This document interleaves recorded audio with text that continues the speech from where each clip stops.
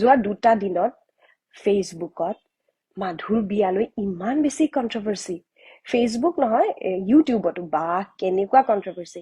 প্ৰথম কথাটো হৈছে কন্ট্ৰভাৰ্চি মই ভাল নাপাওঁ, মই কন্ট্ৰভাৰ্চিৰ পৰা একেবাৰে দূৰত থকাটোৱেই প্ৰিফাৰ কৰোঁ। আৰু প্ৰথমে ভালটো কওঁ, থেংক ইউ ছ' মাছ যিসকলে এই বিয়াখনক লৈ হোৱা কন্ট্ৰভাৰ্চিখিনিক পজিটিভ ছাইড এটা দেখুৱালে, যিটো আচলতে আমি বিচাৰিছিলো যে পজিটিভ ছাইড যিটো আমি কৈছিলো সেই বস্তুখিনি আপোনালোকে বুজি পালে। বহুত বেছি লিখা লিখি হৈছে, বহুত কিবা হৈছে। মোক, মাধু, প্লাৱনক আমি তিনিটাক চিনি নোপোৱা, আমাক কেতিয়াও লগ নোপোৱা মানুহে আমাৰ ওপৰত ইমান এক্সপাৰ্ট কমেণ্ট দিব পাৰে, ইমান সময় মানুহৰ কেনেকে ওলায়, এই কথাটো মই একেবাৰেই ভাবি নাপাওঁ। কথাটো হৈছে এই বিয়াখন, প্ৰথম কথাটো হৈছে এই বিয়াখন একেবাৰে প্ৰাইভেট বিয়া আছিলে। এই বিয়াখনত মোৰ ইণ্ডাষ্ট্ৰীৰ মানুহ একেবাৰে নাছিলেই বুলি ক'ব পাৰি। একদম ন্যূনতম 2-এজন মানুহ আছিল, যিকেইজন মানুহৰ লগত আমাৰ পাৰ্চনেল ৰিলেশ্যন আছে। আৰু বহুতে মোক বেয়াও পাইছে যে ভনীয়াৰ বিয়ালে নামাতিলি, মোৰ প্ৰফেশ্যনেল লাইফৰ মানুহ। কিন্তু এই বিয়াখন আমি বিচাৰিছিলো যে আমাৰ পৰিয়ালৰ মাজত হওক। মোৰ শিৱসাগৰৰ পৰা দেউতাৰ ফালৰ, মাৰ ফালৰ মানুহ, যোৰহাটৰ পৰা তেওঁলোক আহিছিল। বাকী মোৰ শহুৰ শাহু আৰু মোৰ একমাত্ৰ দেৱৰটো, তেওঁলোক একদম ছাৰ নিচিনাকে আমাৰ লগত লাগি আছিল।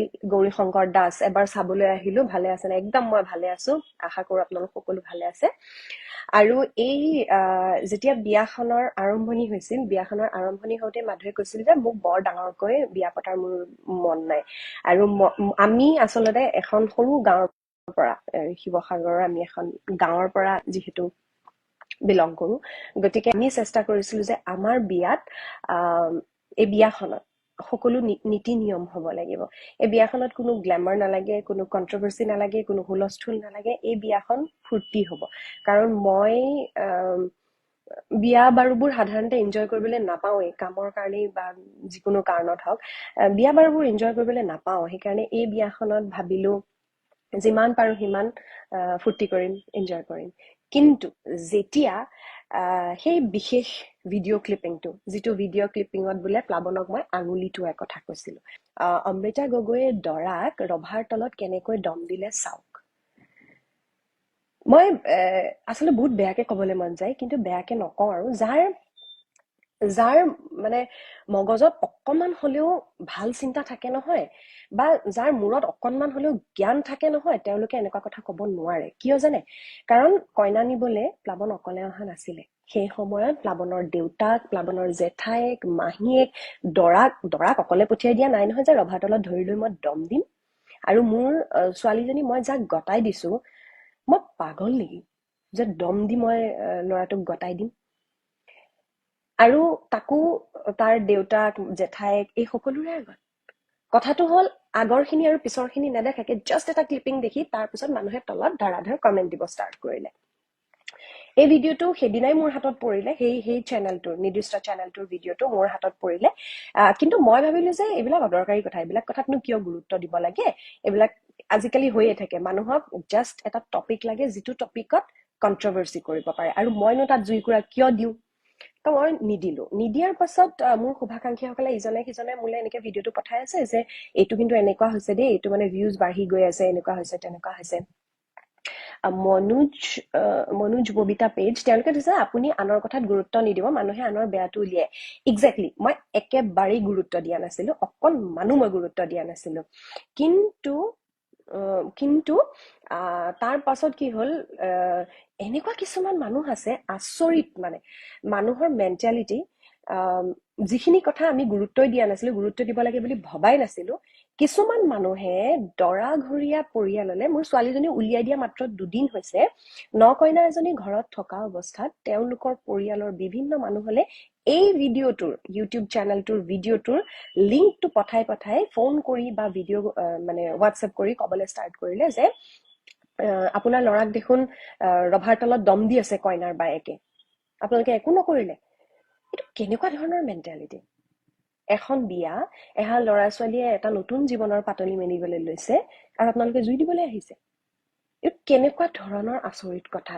মানে এখন বিয়া অকল 2জন মানুহৰ মাজত নহয়। বিয়া বুলি ক'লে দুটা পৰিয়াল এক হয়। আৰু আমি মোৰ পৰিয়ালটো মা মাধু আৰু মই কেতিয়াও এটা পৰিয়াল নহয় বা মোৰ দেৱৰটো মোৰ হাজবেণ্ড মোৰ শহু আৰু শাহুৰ অকল আমি পৰিয়াল নহয় এই যে আমি গোটেই মানুহখিনি আমি এটা পৰিয়াল মই সদায় চেষ্টা কৰি আহিছো যে মোৰ মা মোৰ শাহু মা আৰু শহুৰ দেউতা তিনিওজন মোৰ বাবে একে থাকক মনদীপৰ বাবে একে থাকক মোৰ দেৱৰটো মাধুতকৈ মোৰ কাৰণে কোনো গুণে কম নহয় আপোনালোকেতো দেখাই নাই বহুত বস্তু এইখন বিয়া গুৱাহাটীত পৰিয়ালৰ মানুহ কোনো নাই মাত্ৰ মানে ৰিলেটিভছ কোনো নাই মাত্ৰ মনদীপ মই আৰু মোৰ দেৱৰটো সি মোৰ দেৱৰটোৱে চাকৰিৰ পৰা আহি অকণমান ৰেষ্ট নোলোৱাকে দিন ৰাতি একাকাৰ কৰি কেনেকে কষ্ট কৰিছে নকৰিওতো পাৰে খুব কম সংখ্যক দেখা যায় যে বৌয়েকৰ ভনীয়েকৰ বিয়াত দেউৰেকে কষ্ট কৰে সেয়া আপোনালোকে দেখাই নাই কোন ভিনীয়েকে এনেকে ইমান কষ্ট কৰে মোৰ শাহু মা মোৰ মাৰ ছাঁটোৰ দৰে লাগি থাকিল মায়ে পানী খাইছে নে নাই মায়ে চাহ খাইছে নে নাই সেইখিনিৰ পৰা আৰম্ভ কৰি প্ৰত্যেকটো মুহূৰ্তত মোৰ শাহু মা আছে মোৰ মাৰ লগত গতিকে তেনেকুৱা এখন সংসাৰ তেনেকুৱা এটা পৰিয়াল মাধুয়েও পাওক মাধুয়েও এখন ধুনীয়া পৃথিৱী গোটাওক সেই বস্তুটো মই আশা কৰিছিলো আৰু বহু মানুহে কি কৰিলে তাইৰ পৰিয়ালৰ মানুহলৈ ফোন কৰি এই ইউটিউব লিংক বিলাক দিয়া ষ্টাৰ্ট কৰিলে তো অবভিয়াছলি তেওঁলোকৰ মনত বেয়া লাগিব যে কিয় এইটো হ'ল তাৰ পাছতহে মই ভাবিলো যে নহয় এইটো কোনো ক্লেৰিফিকেশ্যন নাছিলে মই যেতিয়া ভিডিঅ'টো দিছিলো অৰিজিনেল ভিডিঅ'টো মোৰ ভইচেৰে সৈতে যে মোক কোনো কমপ্লেইন নালাগে এই কথাখিনি মই যেতিয়া দিছিলো মই এই কাৰণেহে দিছিলো যে কাকো ক্লেৰিফিকেশ্যন দিবলৈ নহয় যে অৰিজিনেলিটি কি সঁচাটো আচলতে কি আছিল সেয়া দেখুৱাবৰ বাবে মই এই ভিডিঅ'টো আপলোড কৰিলো আৰু এই ভিডিঅ'টো আপলোড কৰাৰ পাছত মানুহে যেতিয়া অৰিজিনেলিটি বুজি পালে মই আপোনালোকৰ ওচৰত গ্ৰেটফুল থেংকফুল যে আপোনালোকে 99% মানুহে এই গোটেই কথাখিনি বুজি পালে